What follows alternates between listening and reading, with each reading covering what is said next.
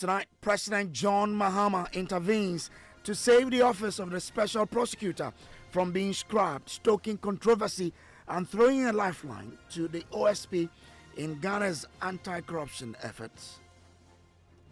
It is one of the key pillars in the fight against corruption, and therefore every effort must be made to enhance their work and ensure that that office succeeds, irrespective of what opinion you may have about the performance of a particular special prosecutor at any point. Nothing wrong with engaging in further consultation to arrive at a common position on a particular matter that may be vexed.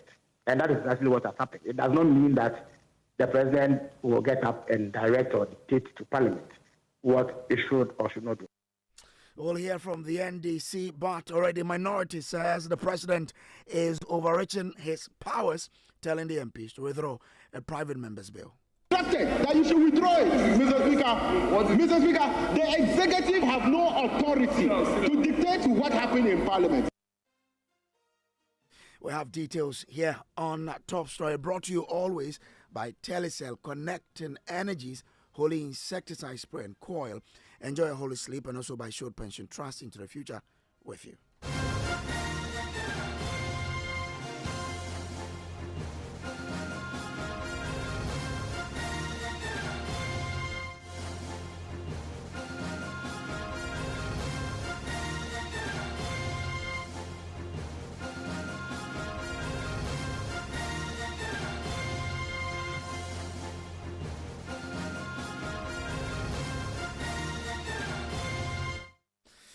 Tonight, President John Mahama has stirred controversy as he steps into hot moves to scrap the office of the special prosecutor. The president has written an urgent request to Majority Leader Mahama Ayariga asking him to withdraw a private member's bill seeking to repeal the OSP Act. His intervention comes amid growing criticism from anti-graft campaigners who argue that scrapping the OSP would weaken Ghana's anti-corruption fight.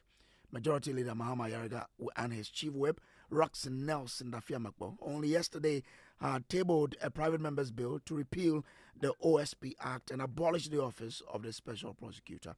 Coincidentally, President Mahama told the Peace Council during a meeting that calls for the scrapping of the office were premature. I don't enjoy prosecuting people, but I mean, the people of Ghana will not forgive us if people develop impunity in terms of abusing the trust that people have put in them.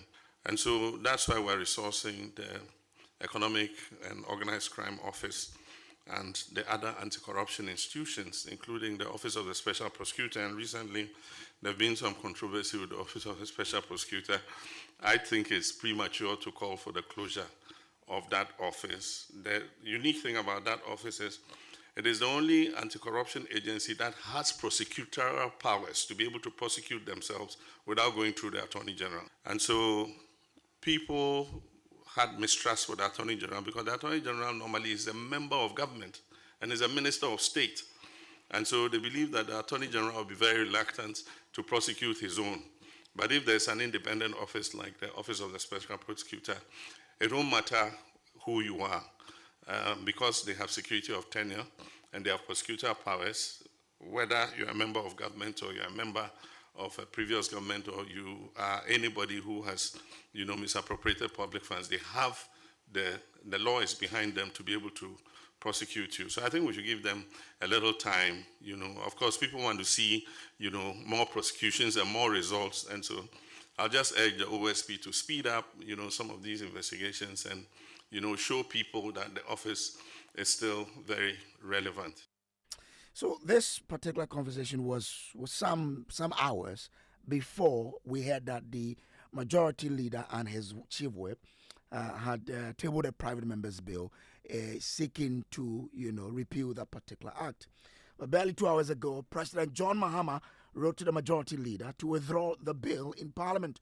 My colleague Michael actually joins me in studio with details of that particular statement. We will also be taking you to Parliament to bring you details of how Parliament is reacting to this development. Michael actually will be joining me with that. But several people have been commenting on this particular matter and differing viewpoint depending on how each one views what the OSP office has done or has not been able to do. And so tonight we will delve into all of these matters to understand what the real issues are. Michael, do we know why the president is asking them to withdraw the bill? Well, Brace is contained in a one-page statement sent to the that was written or from the presidency. What it says is that President John Mahama has requested the majority leader and the majority chief whip in Parliament to withdraw the private members' bill tabled for the repeal of the act establishing the office of the special prosecutor. The president's request follows his public expression of support for the strengthening of the office of special prosecutor as a vital cog in the fight against corruption at a meeting with the Peace Council just yesterday. The president also reiterates his call on the office of the special prosecutor to do more to boost public confidence in its work and frontally tackle corruption in line with the objectives informing the establishment of the office of the special prosecutor. So this is John Mahama reiterating his stance yesterday that it is days early. We have to give this office all the support that they need for them to deliver on the mandate that we established. Effectively, he supports the understanding, the idea that support or that put it together to create the office of the special prosecutor. It remains to be seen what exactly will happen in Parliament when this letter is sent to them officially. I'm sure my colleague James Aveji can confirm that for us. And this is coming, barely 24 hours when the president made a categorical statement that he feels calls for the OSP to be abolished are premature. Let's head to Parliament now, where my colleague James Aveji has been monitoring movement and commentary in the chamber since this letter was published. James, what is the mood in Parliament since the letter was published? Well, Bruce, the two gentlemen who that directive is addressed to, who are the majority leader, Honorable Mahama Yariga, as well as the majority whip, Roxy Nelson Dapamekpo, are yet to make any official comment on the directive to them. But, I mean, the minority have already started speaking about this when the House was considering the budget for parliamentary services, which has been slashed from some 4.6 billion Ghana cedis to about 1.6 billion cedis. The first deputy minority whip, Honorable Habib Idrisu, in his comments on that budget provision, indicated that the inadequate funds allocation to Parliament is rendering the work of Parliament, not allowing Parliament to work as much as they are supposed to.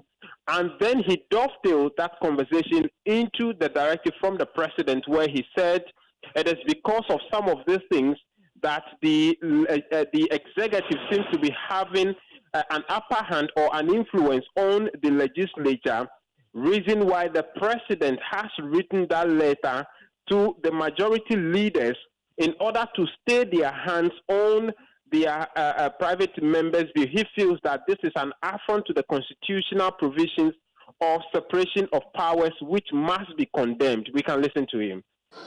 When the majority chief whip and the majority leader file or intend to file a private member's bill, the president is telling them to reduce it. Why? Their oversight, their rule as members of parliament. Because of what? To withdraw. We have the official letter from the presidency to the members of parliament. But he has instructed that you should withdraw it, Mr. Speaker. Mr. Speaker, the executive have no authority to dictate what happened in parliament, Mr. Speaker. Mr. Speaker. Please continue. Thank you. I will appropriately give you the floor. Mr. Speaker, when you go into our offices, it is very sad that many members in our offices, our air conditions are not working. When you have a visitor, you have to look for another member office where the air condition is working to be able to entertain that visitor. Well, now, James, you have been speaking to other members of parliament on this particular matter. What have they been telling you? Well, Bruce, we must establish that this move by the two majority leadership members, the majority leader as well as the majority whip, is something that has received the backing of all members of parliament. If I say all members, both the minority and the majority side. You recall last week when the conversation came up, it had the blessings of the minority, especially where Kojo spoke on the issue and said that must be what needed to be done. But today, it looks like there's a sharp U-turn from especially the majority MPs. I spoke to a member of the Constitutional and Legal Committee, Honorable Kwame Jijoli Gakpa, who is also MP for Keta, who tells me that they, as members, MPs, support the position of the president as they expect their leaders to take an independent decision on the matter. As for the MP for Kwesi Mintim, who is also a lawyer, Honorable Fifi Bachman, he also said the president might have been seeing something that they, the MPs, or even their leadership is not seeing, for which reason he believes that the processes must be halted as we speak. We can listen to the two of them make the point. Peace Council have come in, the president have said, and then in their own wisdom of chief whip and then the majority leader, they are also people who respect. I mean, so at the end of the day, if they see wisdom on what the president is saying, why not? You expect your leaders to obey the directive of the president? I'm not going to speak for them. They are individuals on their the individuals who are members of parliament in their own wisdom, and they will look at it. What if they are fine with it?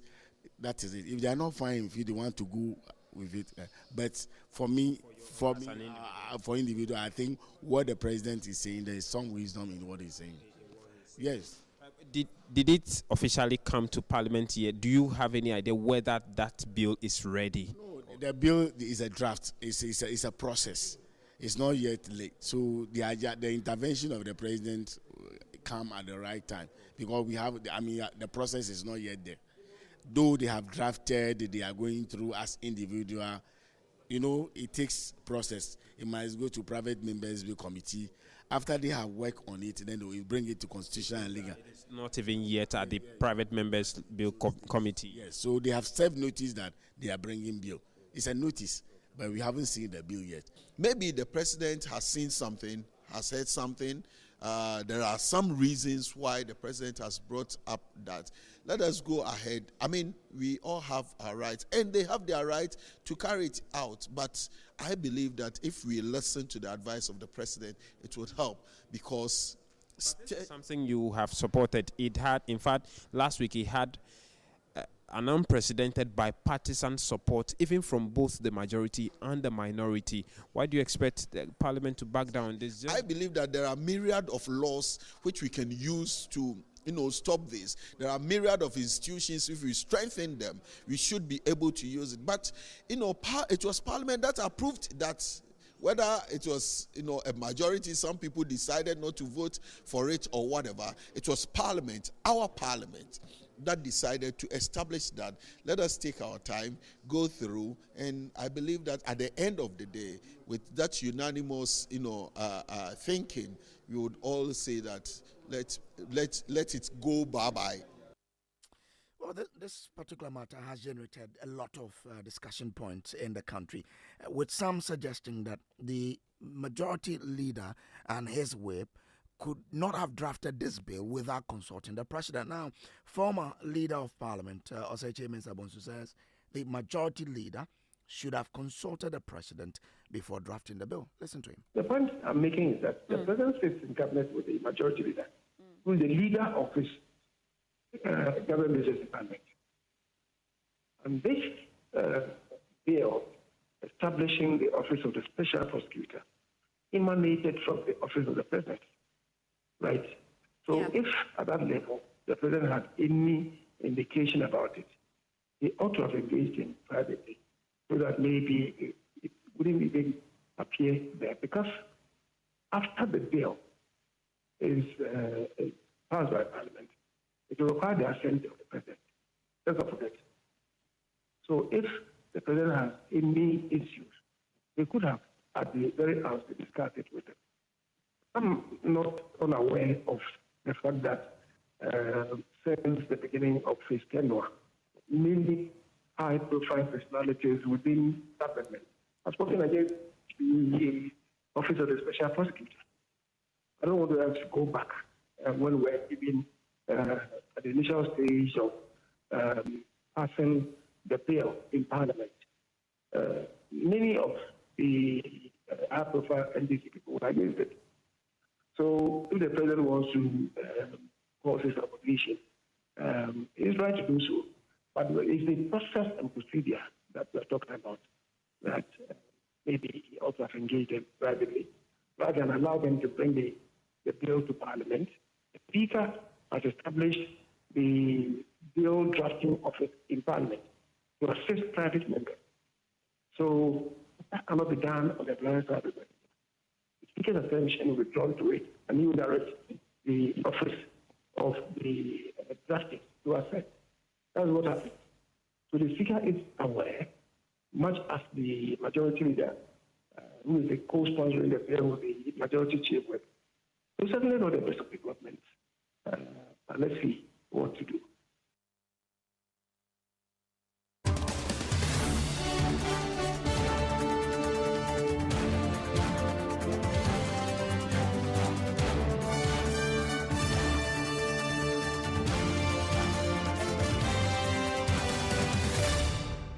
All right, let's go on the phone lines now and bring in the Minister of State in charge of Government Communication, Felix Kwachiofosu, who has graciously joined us on the telephone line. So, Felix, I'm grateful to you for joining us here.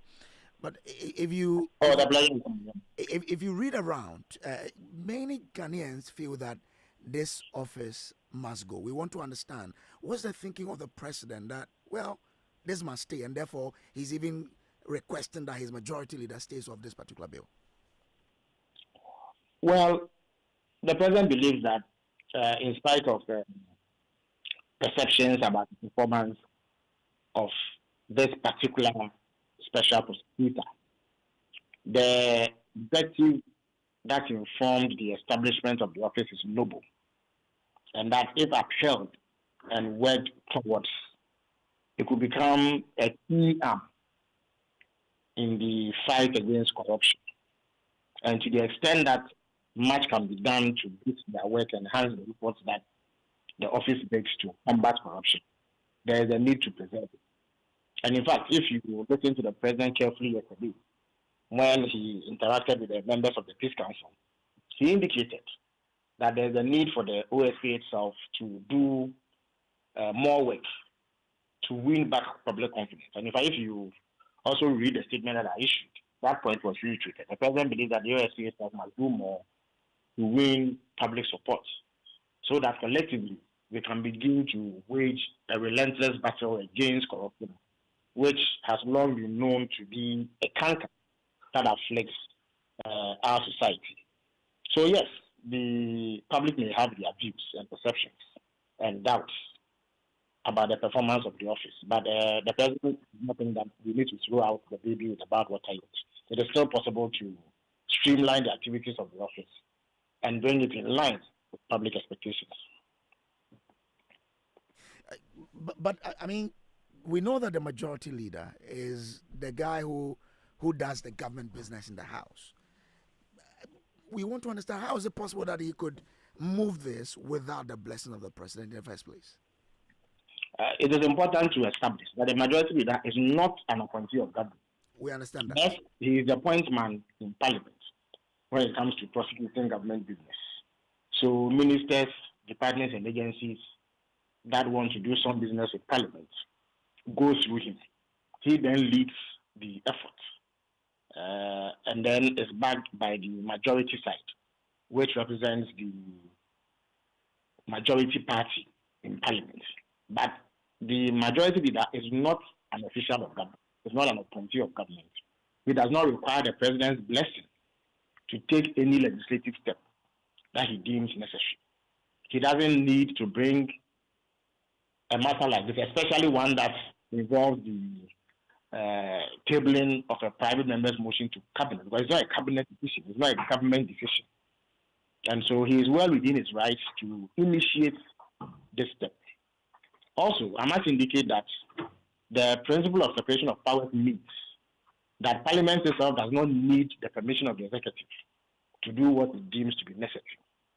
Except that that same principle does not mean that the three arms of government should be at loggerheads or they should be at each other.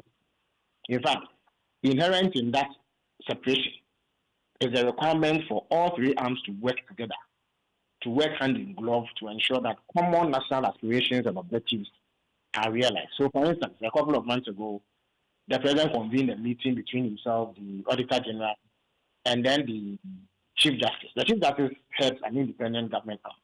But we had all identified the problem with the work of the Public Accounts Committee, in that when they make some findings and recommend prosecution, the process becomes slow, and therefore we are not deriving the needed benefits from that.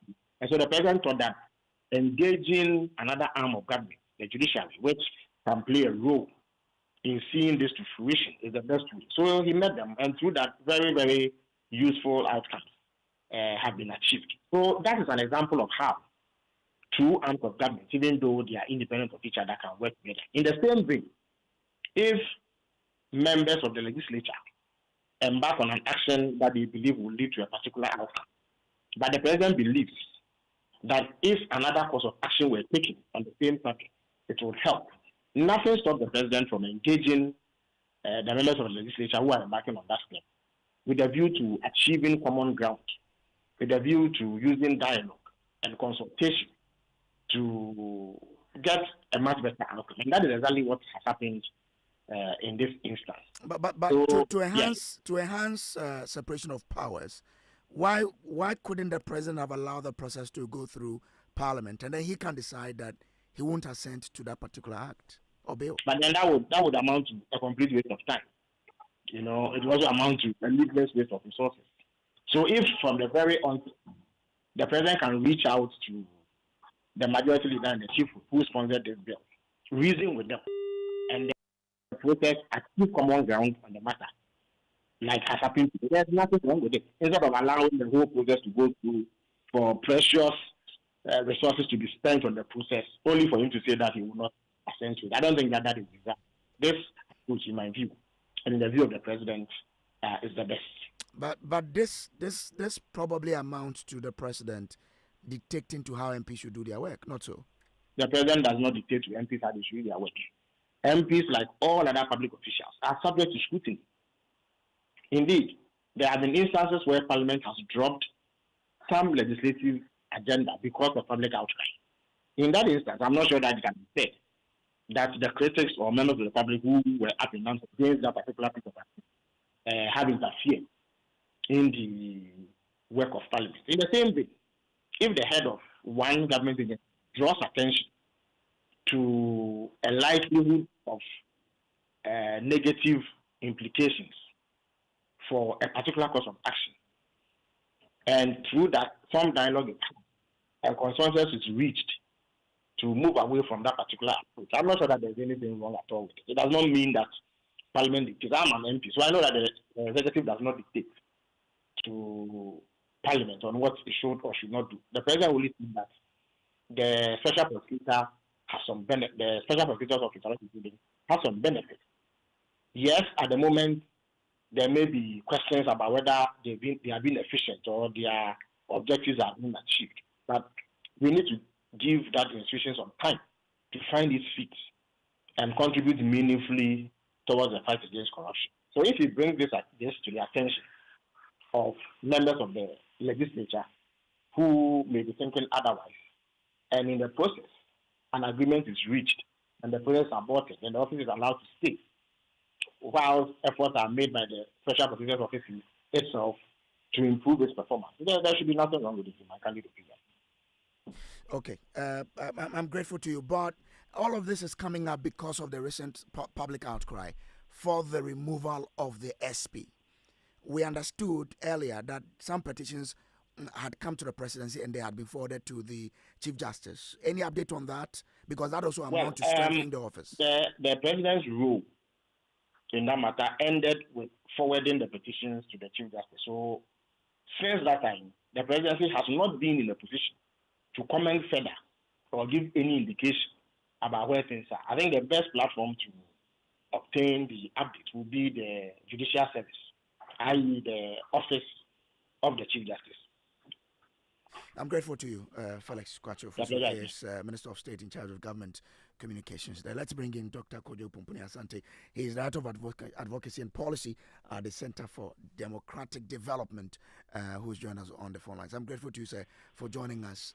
What is your own reading of what has happened, that the President has requested that the MPs who wanted to put a bill before Parliament to repeal the OSP Act drop it? Yeah, thank you very much, and good evening to your listeners. I think at least the president's position has been quite consistent, and I think in his intervention on this development, he did mention that the imperative for having an independent office is still relevant. It hasn't disappeared. We've had 20 years of debate on this matter, separating the Minister of Justice from Attorney General.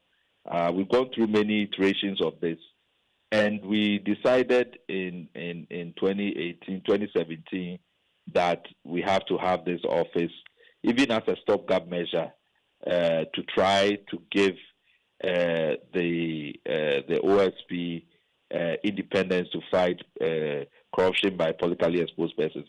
So his position has been consistent. So it's for me, what he has done. I mean, I would have preferred that he would have called the person, the majority leader, behind closed doors, because I'm also a champion of the independence of Parliament.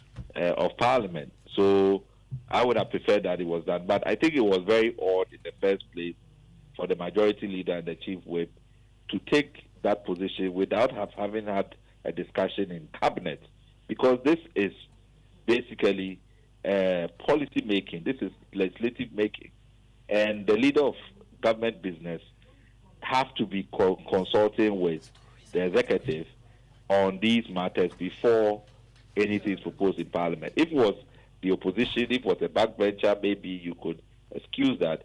But it was quite odd that was done without the engagement with the executive. But how do we build public trust in the office? You've seen in the past few weeks how people have been vociferous in the calls for the office to be scrapped. How do we build the trust again?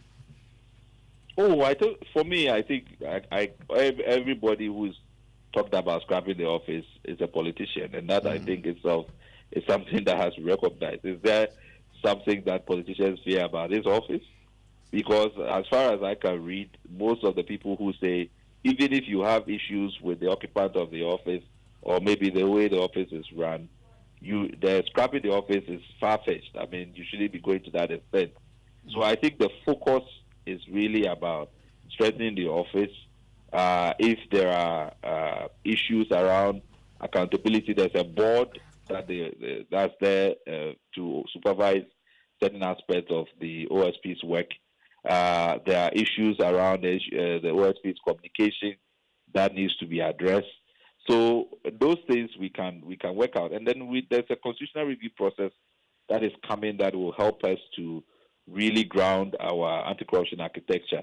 So I think for me, there are many opportunities to try to even make this idea of having an independent public prosecutor that handles corruption stronger, so that it can deal with the challenges of political corruption.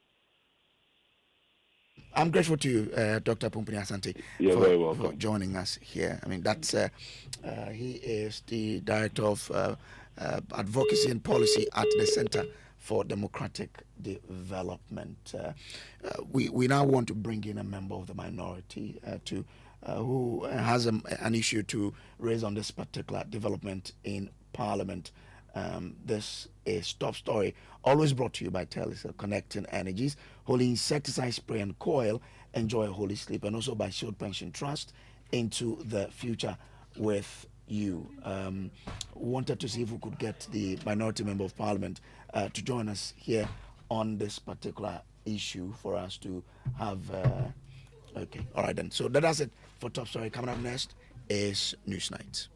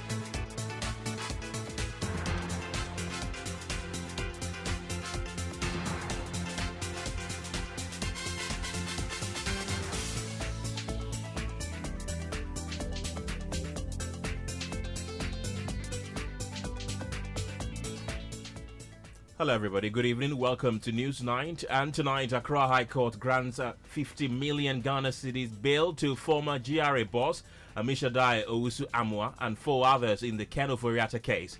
We have details as the Office of the Special Prosecutor intensifies efforts to extradite former Finance Minister Kenneth. Details as the Office of the Special Prosecutor intensifies efforts to extradite former Finance Minister. Also tonight, MPP parliamentary candidate for Pandai Matthew Nyindam is blowing the whistle on what he perceives as a sinister plot to deny him a seat in parliament, citing a string of court and electoral commission decisions as evidence of a coordinated attempt by government and other actors to keep him out of the legislature. You have a government that is bent of removing Matthew Nyindam from his seat for whatever reason is only known to them. That this is an orchestrated thing. Also, Ghana-Israel ties face fresh strain after Israeli official rejects Foreign Affairs Minister's claim of an apology over the recent deportation saga. The Israeli authorities, through their charge, have now apologized for the action they carried out, and they have called for de-escalation. Coming up in business. Well, we hear from some industry experts who believe that moves by Bank of Ghana to reduce the total amount of dollars that will supply for the market this month might be seen as a prudent move. You want to stick and stay for the details of these and many other stories coming up in the next 1 hour. My name is Kenneth. Gyasi. My name is Ofori. You can be a part of this conversation by sending us a WhatsApp. It's 055 11 11 997. Details shortly.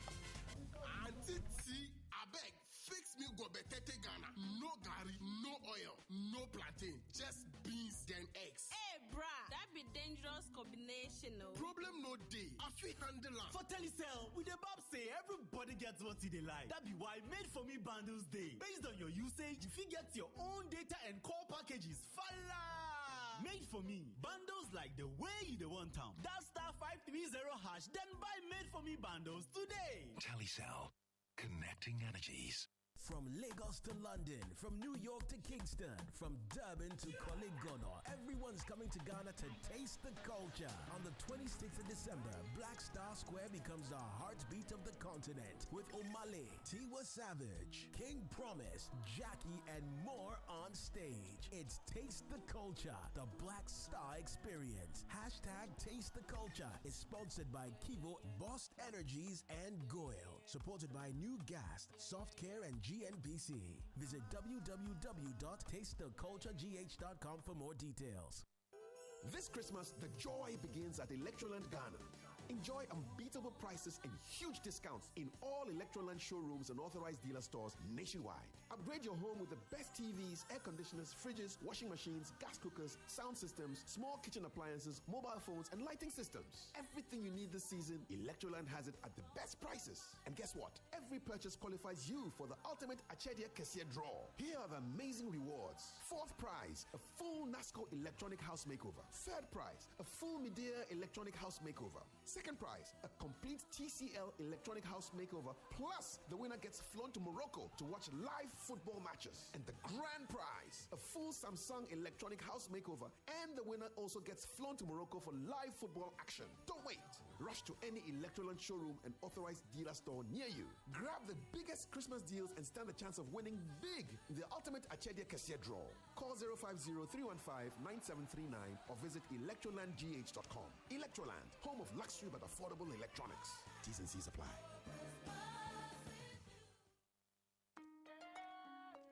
Son, we are so proud of you for setting up this hospital. I really love those hospital beds and waiting chairs. By the way, did you import them? No, Dad, I didn't. I actually got them from Kindle Books and Stationery right here in Ghana. Wow.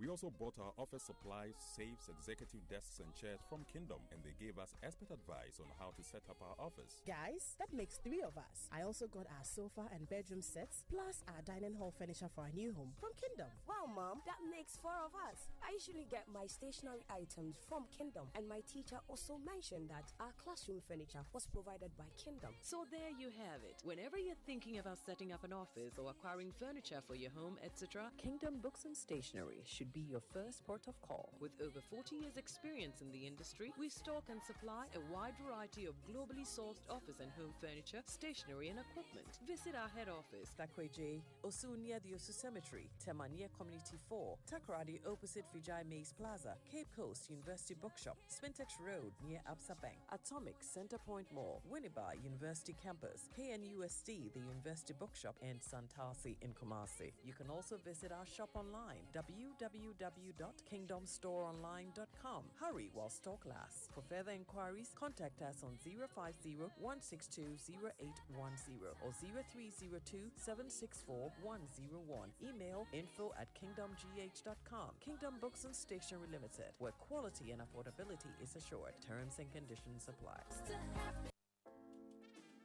No matter where we are, Africa always calls us home. And here in Ghana, the call is clear: to power growth and create lasting impact. At Stanbic Corporate and Investment Banking, we are creating giants and connecting businesses. From financing bold energy projects to enabling cleaner, reliable power for industries, we are fueling Ghana's transformation. With our support, Gensa Energy is delivering sustainable energy that powers Goldfields operations, helping them move closer to cleaner, greener mining. This is a story of how we bring businesses together, create jobs, empower communities, and invest in the next generation. Stanbic Bank, delivering sustainable growth, creating impact. To learn more, visit stanbicbank.com.gh. Many thanks for your time this evening. And an Accra High Court has granted a 50 million Ghana cedi bail, each to 5 accused persons standing trial alongside former Finance Minister Kenneth on charges including influencing the procurement process for unfair advantage, causing financial loss to the state, and using public office for profit. Well, the ruling comes as the Office of the Special Prosecutor steps up processes to secure the extradition of Mr. Ofori to face trial. Fatal Bayaga was in court and joins us in the studio with more on this developing story. So, Fatal, who were the 3 persons in court today? Well, those granted bail are the 3rd, 4th, 5th, 7th and 8th accused persons, including former GRA bosses Emmanuel Kofi Nti and Amishadai Owusu Amwa, former Customs Division Director General Isaac Crensel, Evans Edusei, who is the CEO of SML and Strategic Mobilization Ghana Limited, the company at the center of this particular case. And what are the other conditions of this bill? Pearl, so apart from the 50 million Ghana cedis bill, which is to be justified with 2 sureties, the court also ordered them to surrender their travel documents and report to the OSP weekly. The presiding judge noted that their earlier compliance with the OSP bill terms showed there were not flight risk. And because, Pearl, the determination was made late today, the bill terms or the bill takes effect on Monday, December 15, and until then, they remain on their existing OSP bill conditions. And Fatal, what are these individuals accused of? Ken, prosecutors say the accused took part in a scheme to unlawfully secure procurement contracts for Strategic Mobilization Ghana Limited, which led to more than 1.4 billion Ghana cedis in losses to the state, with a further $2.8 billion prevented through the interventions of petitioners and that of the OSP. Thank you very much. Fatal Bayaga is our court correspondent, Pearl. Now let's bring you other stories. And NPP's 2024 parliamentary candidate for Pandai, Matthew Nyindam, says the Electoral Commission's decision to hold a parliamentary rerun on December 30 is part of a calculated effort by government to keep him out of parliament. Matthew Nyindam maintains that the 2024 parliamentary election in Pandai was free of irregularities and is convinced that the High Court ruling overturning his victory does not reflect what happened at the polls. Speaking earlier on the Midday News, he questioned how, despite having pending cases at the Supreme Court, Parliament still declared his seat vacant, paving the way for a fresh contest. To him, the timing and sequence of events suggest a pre-arranged plan designed to ensure the seat changes hands before the courts can rule. When this issue broke up, I think that we've all spoken thinking that the laws of this country will work. But unfortunately, You have a government that is bent of removing Matthew Nyendam from his seat for whatever reason is only known to them. I've gone into an election, a very competitive election. I won my election, and unfortunately, what they are doing to me has never happened to any member of parliament. My colleagues who, for some reasons, people challenge their seats, they were given the opportunity to exhaust the legal means. At least as a parliamentarian, somebody who has gone into an election, who have put all his best, the people trusted me, gave me a win, almost 4,000 votes. And then I have the opportunity to go to the appeal court, I have the opportunity to go to the Supreme Court, and the laws of this country will not allow me because some people think that whether I like it or not, they must come for the Pandai seats. What do I have to say? I just hope and pray. You see, my dear, that tells you that this is an orchestrated thing. This is a planting, a pre-planting. I'm telling you, the election that unfortunately gave this kind of the ruling that came out of the High Court, I can tell you without any fear of contradiction that nothing went wrong with the elections. Now the ruling has come. We have gone to the appeal court to challenge the ruling. They are not allowing me to even challenge the ruling. Right, Pearl, let's go back to our earlier story in court where the 7 individuals who are facing the OSP in court, our correspondent Fatau Bayaga brought us update, and Vitus Azim is joining us on the telephone lines right now. Glad you could join us this evening. Do we have Vitus on the line? Right, unfortunately, we've lost Vitus Azim there on the telephone lines, but we try to reconnect with him for more. And let's continue with the story about the Pandai constituency seat, which has been declared vacant because former Vice President Mahmoud Bawumia has also expressed disappointment over the Electoral Commission's decision to swiftly schedule a rerun of the Pandai parliamentary election. According to the former Vice President, Matthew Nyendam has active appeals before both the High Court and Supreme Court, none of which has been resolved. Dr. Bawumia argued that similar cases in other constituencies were allowed to fully exhaust judicial channels before any action was taken, and questioned why the EC is rushing in this instance.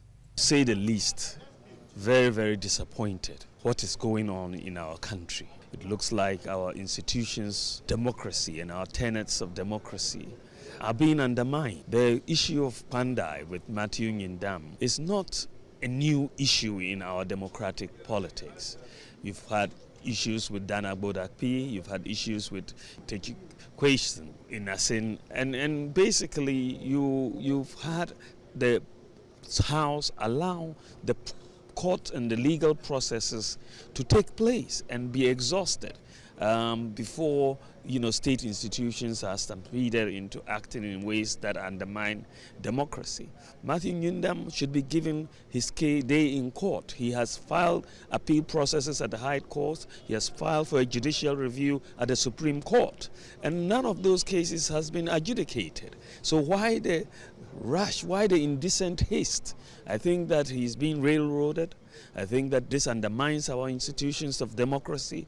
I think that we should take a halt to these processes and allow him to have his day in court, just as others have done in the past. The House has never really rushed in this way when it came to the other cases. What is the difference with the case of Matthew Nyendam?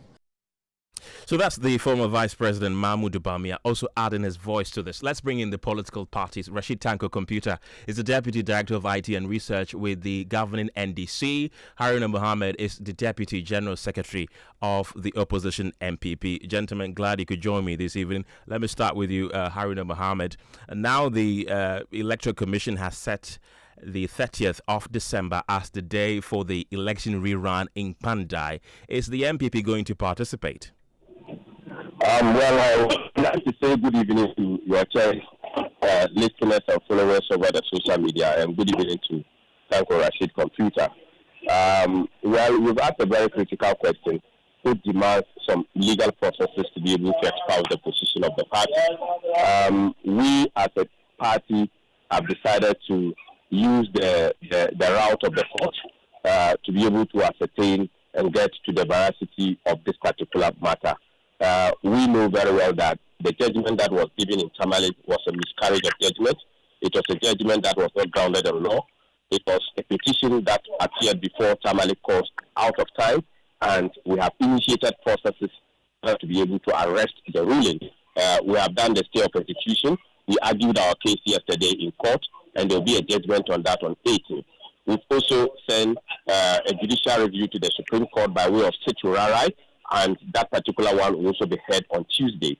So as a party, until we exhaust all the legal processes that we have put through, we are unable to be able to say whether we are going for any election or not, because in our wisdom, there's no any election, because the Electoral Commission has erred. The one that has also written to Electoral Commission has erred. And why do I say so? In the legal processes, these two parties have been served with the judicial review and also the order for the stay of execution. And this is very clear in the Appeals Court's rules. In Appeals Court's rules in CI 19, this is very clear. Specifically reading Regulation 27(3)A and B, and based on the ruling of the Speaker in reference to a pending application which may determine or which may push a further determination by Speaker in terms of the position of Matthew Windham. So for us, we are staying on the course of law, and exhaust all those particular procedures. I'm unable to answer you whether yes or no. Haruna, don't go yet. Let me bring in Rashid Tanko Computer at this point. Rashid, I want to believe that the NDC, on the other hand, is ready for these by-elections. My brother, let me say good evening to my good friend Elijah Haruna. They are losing the election, so they are using all antics to justify why they are going to lose the election. That is why they are doing all this. We are ready for the election. The NDC is ready, battle ready. All our teams have been put in place. The region has taken the lead, and we are in the constituency, selling the good works of His Excellency John Dramani Mahama in the NDC, and our candidate, what we expect to do for them should be delivered verdict to us. And they are going to do that. And so we are ready for it. What we do know is that no legal process has been breached. The decision of the High Court was an executable one, an order directing at second respondent and then the third respondent to execute an action. And the action is to conduct a rerun in Kandai consequence. To sit now, no superior order is in place for arresting that order which was issued from the High Court. There's none. What we do know is that our opponents are in several courts making pleas and orders. That is not an order. No order has been directed at the High Court in arresting that order which was directed at the second respondent, which is the Electoral Commission, and then the third respondent, which is a clerk of Parliament. And so it's enforced. Until a superior order comes, we will continue the process. And the election will come on 30th. Haruna, you failed to give me a yes or no answer when I asked you the MPP is going to participate in the Pandai election rerun. But we are hearing that there's subtle campaigning from your party going on in Pandai. So if you are uncertain whether you're going to, compete in the upcoming elections, why the subtle campaigning on the grounds? Until you have this evidence before me, what I know is that we are not doing any campaign in Pandai. And obviously, we have not assigned anybody to do campaign for us in Pandai. Our existence, the party members' existence in Pandai is by way of their residence. Their status of residence does not move them out of Pandai. Again, I'm unable to give you yes or no because my party, the New Patriotic Party, was not formed out of illegality. The NDC as a party was formed out of illegality. So if they are perpetrating in illegality, I will not be very surprised. Again, we should not be expecting, or we will not be expecting them to say that there is any service on the court or there is any service on the Electoral Commission or otherwise, because we know that the legal processes that have been emanated was served on them.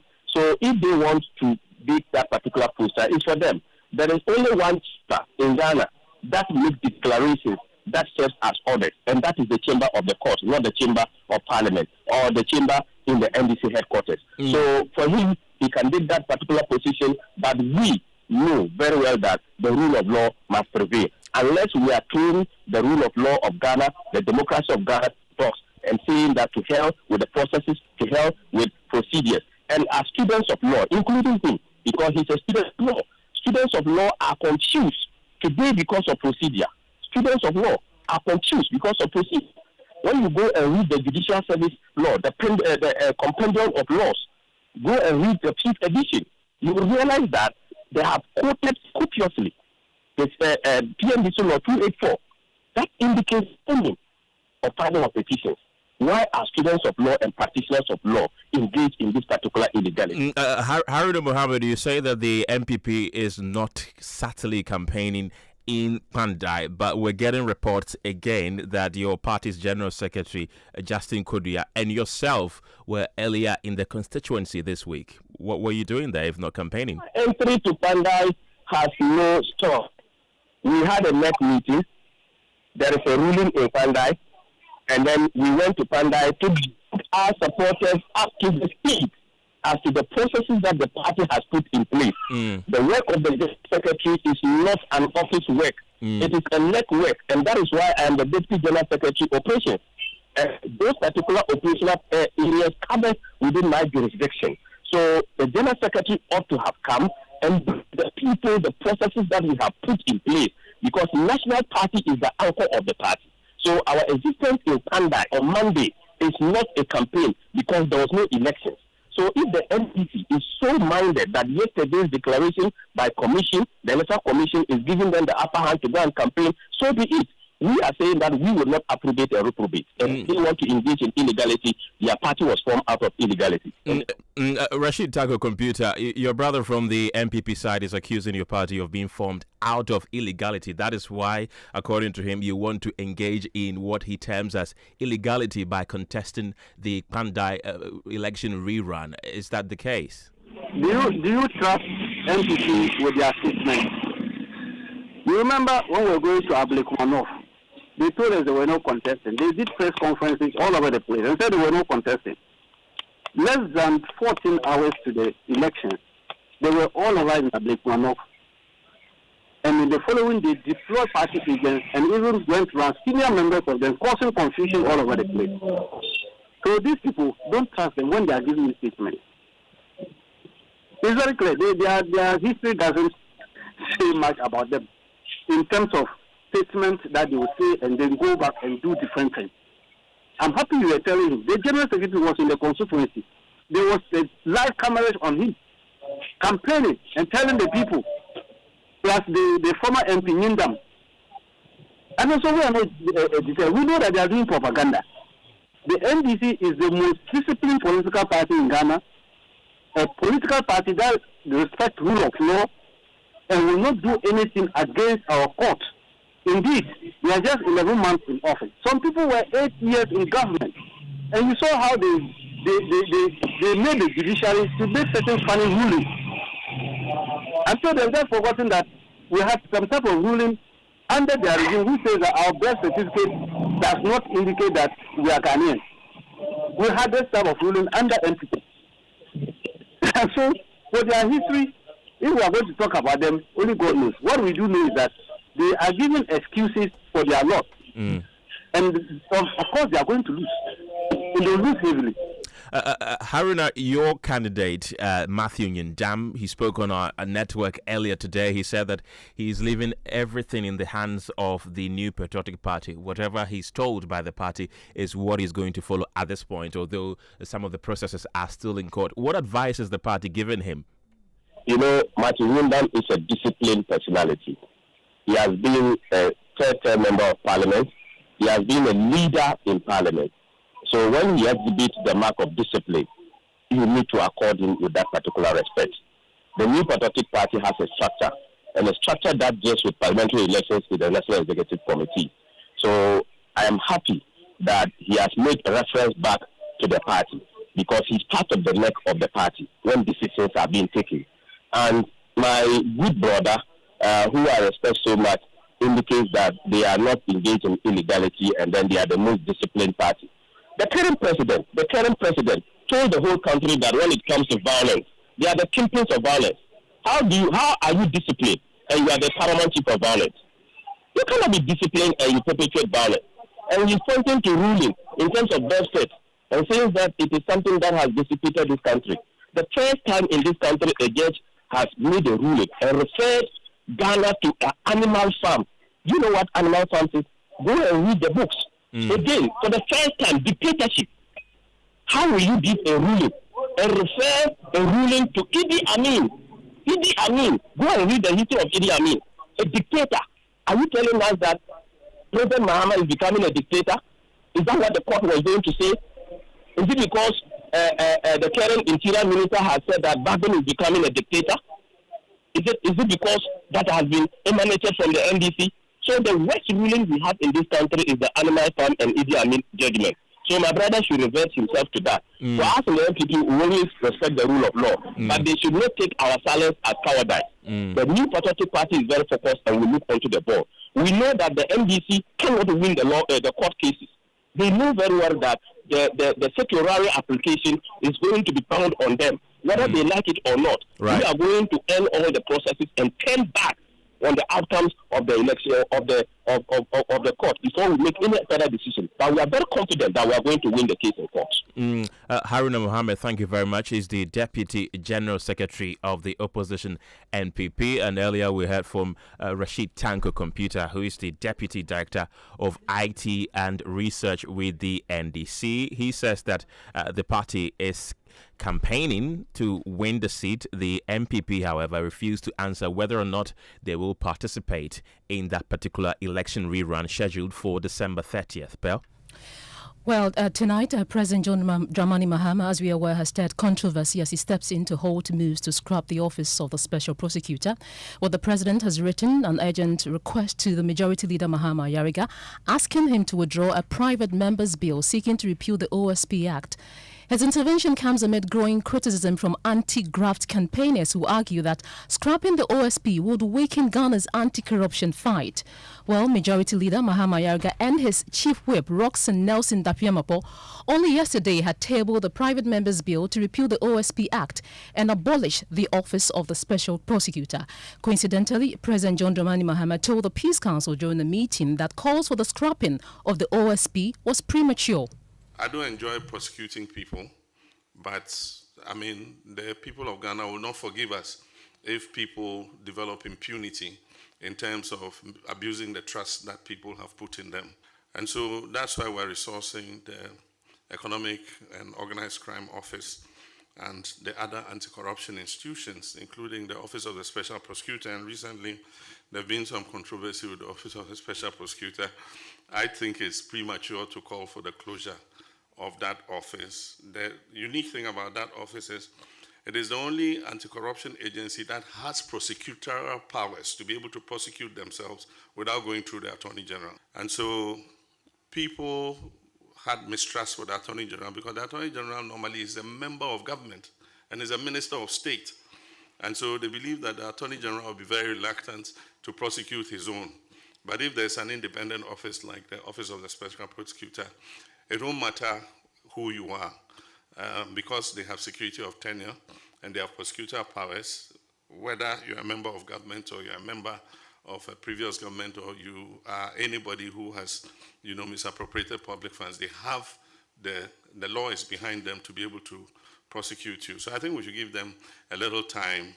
Of course, people want to see, more prosecutions and more results. And so I'll just urge the OSP to speed up, some of these investigations and, show people that the office is still very relevant. And let's listen to the minority's reaction to President Mahama's request. When the majority chief whip and the majority leader file or intend to file a private member's bill, the president is telling them to reduce it. Why? Their oversight, their rule as members of parliament. Because of what? To withdraw. We have the official letter from the presidency to the members of parliament. But he has instructed that you should withdraw it. Mr. Speaker, the executive have no authority to dictate what happened in parliament. Mr. Speaker. Please continue. Thank you. I will appropriately give you the floor. Mr. Speaker, when you go into our offices, it is very sad that many members in our offices, our air conditions are not working. When you have a visitor, you have to look for another member office where the air condition is working to be able to entertain that visitor. I joined us via telephone to talk about this is a member of Minority Caucus in Parliament, Kojo Nkrumah. Good evening and thank you for your time here on the Midday News. First of all, talk to us about the minority's position on President Mahama's request. I think first we need to correct a major misreportage that Joy FM has done 2 times now. Last week, Joy FM reported that there was a unanimous view to abolish the office of the special prosecutor. And this evening, again, you have misreported, even mentioning my name that I'm one of those who supported it. It is 100% not true. The majority side is the one that, first of all, last week made the argument that they wanted to summon the OSP to Parliament. And we said that they were being hypocritical because when the state security agencies were weaponizing their powers, they were silent. And because Martin Pebu had been arrested, that's why they were now complaining. Then the majority leader said they wanted to bring a private member's bill to repeal it. And the Honorable Samuel Abu Jenapo told them that they are the ones who have the numbers. If they want to do it, they should stop preaching and go ahead and do it. Today, in Parliament, there has been no such unanimous or bilateral support. What has happened is that during the consideration of the estimates of Parliament, the Honorable Habib mentioned that the executive is dictating to Parliament. That is why they don't want to give Parliament financial independence. And then he cited that, for example, today, even when private members want to go by their bill, the President is instructing them, which is instructing the executive, instructing the legislature on what to do. These two do not in any way amount to the minority supporting the majority to abolish the office of the OSP. And we must say that categorically. That has not happened. Right, Mr. Kojo Nkrumah, I want to make a bit of a clarification with the unanimous one that you mentioned about the scrapping of the OSP. We saying that both the majority and minority are in support of that. We made a clarification right after that it was the majority who were pushing for that. Just a clarification on that one. But earlier you had reported that it was unanimous. I don't want to litigate it. And then this evening you have done the same thing. Let us put it on record. The minority has not supported any such thing. So just to clarify, you don't support the scrapping of the OSP? We have not supported any such thing. Nobody has said that on the floor of Parliament. And I beg of you not to represent it to the public that we have supported it. There's not a single person who has supported it. Myself, I have spoken. The Honorable Samuel Abu Jenapo has spoken. The Honorable Habib has spoken. The 3 of us, none of us have supported it. I spoke about the hypocrisy of the NDC, that they did not join us in complaining when the state security agencies were abusing their powers. Abu Jenapo spoke about the fact that if they want to repeal it, they have the numbers, they should bring whatever bill they want to bring.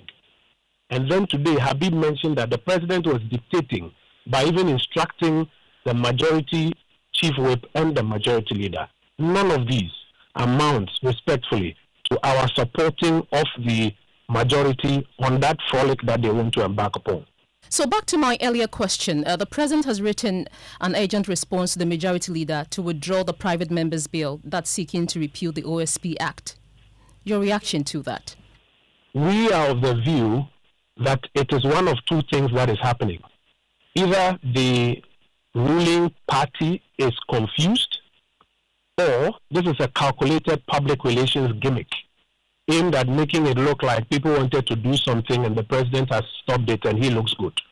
Because yesterday, mid-morning, the president was in meeting the Peace Council announcing his support for the OSP literally. And literally around the same time, his chief whip and majority leader were in Parliament engineering the passage under a certificate of emergency of a private member's bill to scrap the office. We were the ones who then started calling it out that it was a PR gimmick or that they were confused. Today, we are informed that the president has either requested or instructed that they sound it down. Is the view to then give the president praise that he has solved a problem? This is an old trick in the books where you create a problem and you solve it, or it is clear evidence that you are confused. None of it impresses us. Mr. Kojo Nkrumah, thank you so much for speaking to us. He's a member of the Minority Caucus in Parliament. And it's not time for business, and George Riafe is already in studio with the latest. George, what do you have for us? Well, we have a lot coming up in business, where we hear from an economist, Courage Botti, who has described as prudent moves to reduce the total amount of dollars supplied by Bank of Ghana for this month, and also be telling you about how challenges with oil production is affecting the industrial sector when it comes to the economy expansion for the third quarter of this year. The business news on Newsnight is brought to you by MTN Business. Welcome to the new world of business. Kingdom Books and Stationery, your number one-stop shop for all your office essentials. Kingdom Books and also Pepsodent Herbal. The other day, I visited Kweku at his spunky new office to congratulate him on opening his business. And man, was I impressed. The business is just moving quick. The sales, customers, everything is just working seamlessly. The secret? He said, it's MTN Business Broadband. In this fast-paced environment, we need fast and reliable internet to support all business types. No laggy online meetings, great download and upload speeds, impeccable business management systems, all inclusive. I mean, you can have it all. Sharp! I signed on immediately. To enable your business stay ahead and stay connected, make sure you're signed on to the best internet made just for businesses. MTN Business Broadband. Sign up today on broadband.mtn.com.gh and manage your account on my MTN app. Call 0244 308 111 for more information. MTN. Sika boom. Fidelity Bank say save and win. Muntio. Sika boom. Just deposit and begin. Every 500 CDs you keep for a month, you get 1 point. All at once. More deposits, gets more points in. More points, more cash you feel win. How many points? 1 point every 500 CDs. What if you win? 5,000 CDs monthly. And the grand prize? Hey! 100,000 Ghana CDs. Don't wait. Visit any Fidelity branch or agent nationwide to deposit in multiples of 500 CDs. The more you deposit, the better your chances to win 5,000 CDs monthly and 100,000 CDs in the grand draw. Terms and conditions apply. Win with us. Fidelity Bank, believe with us. Sika boom. This is an NLA approved promo, now running on the Caritas Lottery platform. At Star Oil, we believe fuel is not just a commodity, it is a lifeline. Every cedi saved at the pump is a cedi that helps a mother send her child to school, a farmer transports food to the market, or a young entrepreneur deliver their first order. Our mission is to make fuel more accessible by offering consistently competitive prices, helping ease the financial burden on Ghanaian households. In a country where transportation costs can consume nearly a third of household income, this is not just business. It's a social responsibility. Star Oil, still quality and affordable fuels for all.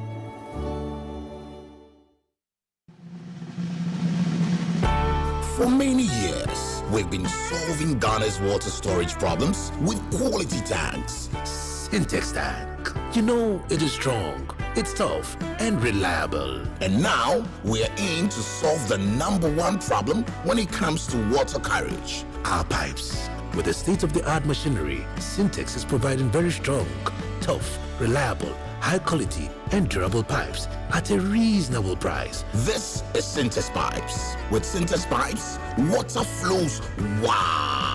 I mean, ta-ta-ta-ta-ta-ta-ta-ta-ta. If they carry water, no wahala. With Syntex Pipe, our water problems are solved. Syntex, are you strong? Are you tough?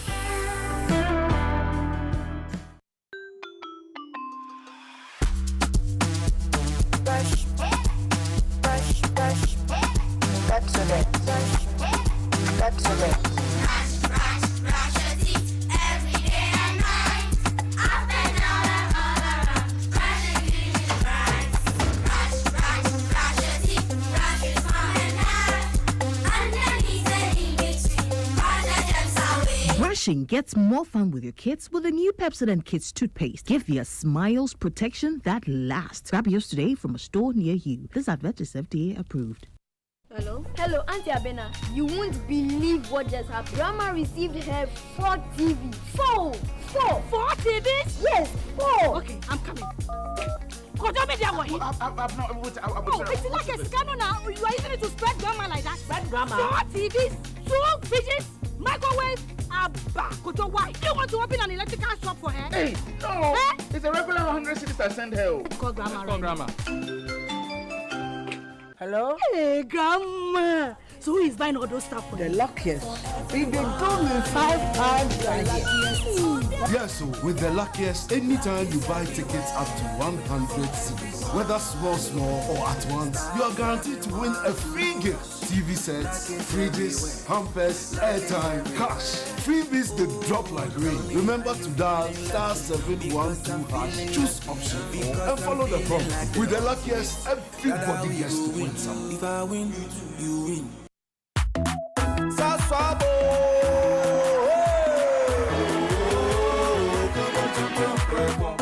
Sasso, simple men tonton preco. Sasso, simple men tonton preco. Edrana twami ne buseshe. Ye hakesia ne malaria. Minya me kone me sasso spray. Every mosquito study run away.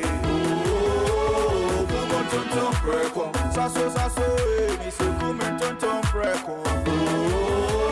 Come on tonton preco. Sasso, come tonton preco. Nani shamne die demonstronko. This advert is FDA approved. You're welcome back to Business on Newsnight. Now, economist Kojo Botie has described as prudent plans by Bank of Ghana to reduce the amount of dollars supplied to the market for this month. The central bank has announced that it is scaling back on its foreign exchange market support to $800 million due to declining activities and demand. Mr. Botie tells Joy Business, looking at the current situation, the action is in the right direction.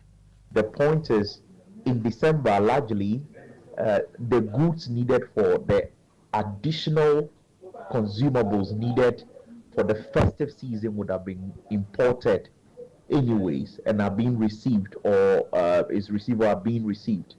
And the payments are not immediate, so you don't tend to see a lot of the real effective demand for FX in December.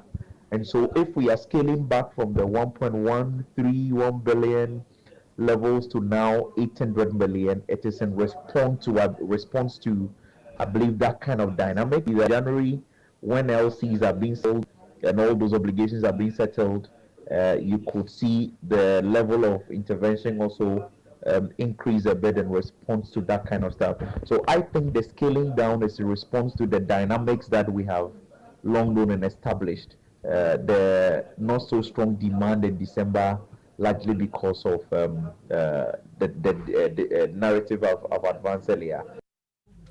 Kojo Botie is an economist. Now, challenges with crude production impacted badly on industry's growth for the third quarter of this year. We have more in the following report. The oil and gas sector, for instance, contracted by more than 17% for the third quarter of this year. This is the second time running that it has not witnessed any growth in 2025. The magnitude of this contraction affected the growth of the entire sector. The development has resulted in the agri sector overtaking industry as the second highest contributor to Ghana's economic growth for the third quarter of this year. Some market watchers are worried about the larger impact of this development on the economy going forward. This is because it is the sector that generates the required jobs in the country and help reduce the high unemployment situation. And that is the business text report. Let's still stay on the economy because for just the month of September, it grew by 5.3%. Now, that's according to the latest monthly GDP estimates put out by the Ghana Statistical Service. The data again showed that agri led the pack in terms of driving the growth for that month. Now, the Ghana Tourism Authority has insisted that measures have been instituted to ensure that every part of the economy benefits from the December celebration. The country has been centered or christened as a center for Christmas celebrations in the region in terms of volumes of tourists that it attracts. Abeku Agre is Deputy Chief Executive of the Ghana Tourism Authority, and he's also been talking about what is being done to improve the experience for visitors. We engage our stakeholders, not only accommodation, car rentals, and all the 360 stakeholders when it comes to the service experience. And we pleaded with them that it does not make sense when you hike your price and demand is low. Unfortunately, some have already made bookings, and the ones that are not making bookings, we urge them to be relatively affordable so that it can guarantee longer stay, which means that the economies of scale will be making more profit. So we've done stakeholder engagement. Price always goes with quality. So even if the service quality is great, people don't really feel the cost of the service. Apart from accommodation, the service quality, as His Excellency the President John Dramani Mahama hinted when he met the media, that people complain about poor service. We have engaged our stakeholders, i.e. the food, beverages, hospitality, accommodation, restaurants, to educate and sensitize them the need to enhance their service experience. They should be very prompt, they should be proactive, it should also be very nice and engaging, and that is also going to bring. So we are sure that this year's December in GH is going to be very exciting, very profitable. Abeku Agre is the Deputy Chief Executive of the Ghana Tourism Authority. And Kenneth, guess those who are coming to dinner tonight when it comes to PM Express Business Edition, we're talking about fuel prices, and it's been going up. What is the outlook? What is the impact on new consumers going forward? And should we be bracing ourselves for more hikes in the coming month? I'll be engaging the chairman of the Chamber of Oil Marketing Companies, that is Gabriel Kumi, and also the Chamber of Petroleum Consumers, Dan Kanamwa, as you dig deep into the sector, the challenges, the outlook, and whether I should prepare to pay more come next week. That is PM Express Business Edition, 9 p.m. on Joy News and all the social media platforms. We'll definitely be monitoring, because every day is a good time to talk about the prices of fuel due to the effects it has on the economy. George, thank you very much for bringing us the latest in business. It's now time for sports, and Benaya is here with the latest. What do you have for us? Yeah, hi, Kenneth. Hi. Now, the Black Queens have risen 5 places in the latest FIFA rankings after an impressive round of form since August. Now, Ghana were previously ranked 67th and now sit 62nd in the world. On the continent, the Black Queens are ranked 3rd behind champions Nigeria and South Africa. Ghana secured qualification to the 2026 WAFCON with a 7-0 aggregate win over Egypt, with their only defeat in recent months coming against a friendly against 4th-ranked England earlier in December. Now, the Black Queens will now shift focus to their preparations for the Continental Tournament, which is scheduled for March 17 to April 3, 2026 in Morocco. Now, it looks like the Black Queens are doing something good, unlike their counterparts. Are they, though? Well, at least they are. Their rank was 60 what? They are ranked 62nd now in the world, and ranked 3rd in the continent. Yeah, that's not bad. They are doing better, because the Black Stars are ranked 72nd. Yeah, ranked 72nd somewhere. So that's quite bad. Yeah, that's quite bad. But hopefully they actually improve it before the World Cup. Yeah. So that's it for sports, Kenneth. Thank you very much, Benaya. And away from sports, Ghana's Foreign Affairs Minister Samuel Okudzeto-Ablakwa says Israel has apologized for deporting 3 Ghanaian nationals attending a cybersecurity conference in Tel Aviv. However, an Israeli official has shut down this claim, denying any apology was made and insisting the matter should be resolved through diplomatic channels and not public statement. The Ghanaian government had retaliated by deporting 3 Israeli nationals, citing unfair and unjustified treatment of its citizens. Okudzeto-Ablakwa had stated Israel apologized and called for de-escalation. He spoke on the Super Morning Show. So the Israeli authorities, through their charge, have now apologized for the action they carried out, and they have called for de-escalation, because we made it clear that if they deported 10 Ghanaians, we will deport 10. 20 will deport 20. 50 will deport 50. we are not going to accept this, particularly when the reason they gave is absolutely untenable. Mr. Ablakwa also warned that Ghana will not tolerate any mistreatment of its citizens anywhere in the world. If the government of Ghana does not stand up for its nationals, nobody will. If we don't insist that we are respected, if we don't insist that our dignity is safeguarded, nobody will do it for us. No other government will stand up for us. The government of Ghana must stand up for its people, no matter who they are, regardless of class, of status, or creed. We are all Ghanaian citizens first, and we are entitled to clear protection under international law, particularly the Vienna Convention. You heard that the Foreign Affairs Minister Samuel Kojo Ablakwa, as you may be aware, Israel's denial has thrown a spanner in the works. Caleb Ahinakwa is with myjoyonline.com, and he spoke to the Israeli official. He joins us in the studio right now. Caleb, you spoke to the official from the Israeli embassy. What responses were you given? Well, yes, indeed. I did speak to some officials from the Israeli embassy, and just so to be clear, this was on the back of a publication we did make. Okay. And this publication was made from an interview Kojo Ablakwa granted on our Super Morning show, saying that, Israeli embassy had apologized to the Foreign Affairs Ministry. And again, we are not certain what kind of apology that was, whether it was written or verbal. And so not so long after, and we did receive a call from an official from the Israeli embassy who tells us that there's been no apology whatsoever from, the Foreign Affairs Minister, essentially debunking and denying claims that, there's been an apology made. And beyond that, this Israeli official I spoke to, who, wants to remain anonymous, had to get clearance from, his officials upstairs before engaging us. So, yeah. We did run the story, and the story can actually confirm that indeed there's been no apology. There are a lot of other elements, aside from that apology he made, and I'm hoping that the Israeli embassy comes out with a statement in the coming days. Thank you very much, Caleb Ahinakwa, and he's with myjoyonline.com. Joining us for a conversation on this is the ranking member on the Foreign Affairs Committee of Parliament, Samuel Abujinapo. We'll also be joined by Dr. Ishmael Lovo. He's an international relations expert, and they'll be speaking to us on this issue. Good evening. We'll start with Mr. Jinapo. Good evening. Thank you for your time on Newsnight. First of all, what do you make of the retaliatory deportation of the three Israels in response to, the three Israels in response to Israel's action? Thank you very much, Madam, and thank you for having me. Good evening to your cherished listeners. Let me first of all state that any effort by the government of Ghana to protect the interest of Ghanaians abroad and safeguard the dignity of Ghanaians, wherever they find themselves, is one that should be welcomed. And to that extent, the minority welcomes any effort by our government to defend the rights of our citizens and safeguard the dignity of our compatriots abroad.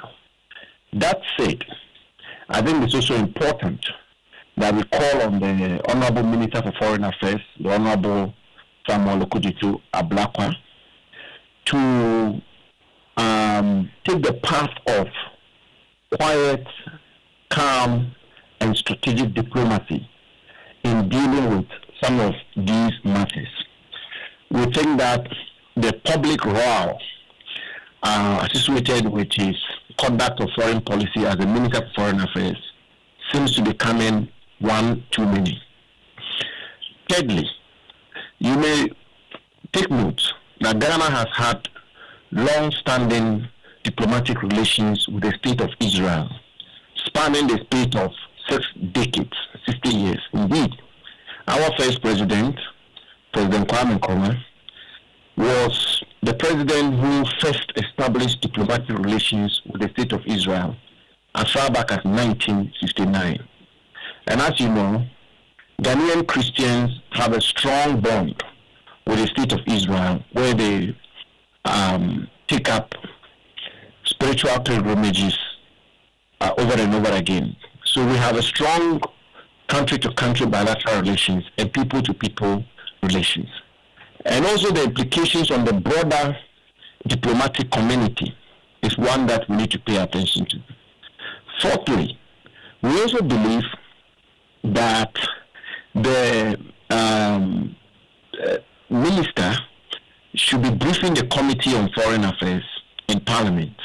And tomorrow, the Minority Caucus will be tabling these issues on the floor of Parliament. Okay, very well. Now, finally, the issue relating to apology and the denial, as your reporter has pointed out, from the Israeli embassy is one that is very disturbing and potentially embarrassing. And therefore, we will call on the Honorable Minister to exercise some restraints, take a few steps back, subject the Israeli embassy to quiet diplomacy, calm diplomacy, and de-escalate this matter and find an amicable, long-standing solution to whatever problems there may be. Okay. But as I say, we'll be calling the Minister to Parliament to brief Parliament. Okay. And when will that be? You said tomorrow? Yes, tomorrow we will be tabling this matter on the floor of Parliament.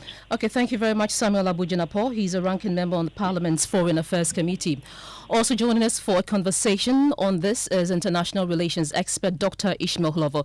Good evening and thank you for your time on Newsnight. We have two conflicting narratives here, one confirming an apology and the other denying same. How do you interpret this really? Do you see it as a case of miscommunication or there is more at play here? Okay, thank you and good evening to your listeners. I think that what has happened is that one of the parties is using miscommunication as a strategy to enhance its positioning on the issue. So virtually, either the Minister of Foreign Affairs is communicating a way that gives Ghana an image of a strong state standing up to another state that is attempting to bully Ghanaians and Ghana. On the other hand, it may be the case that the Israelis are denying the apology because they don't want to appear weak or as cowing to the demands of Ghana. So in any of these scenarios, there is clearly some level of miscommunication which is intentional to appear as achieving a certain result.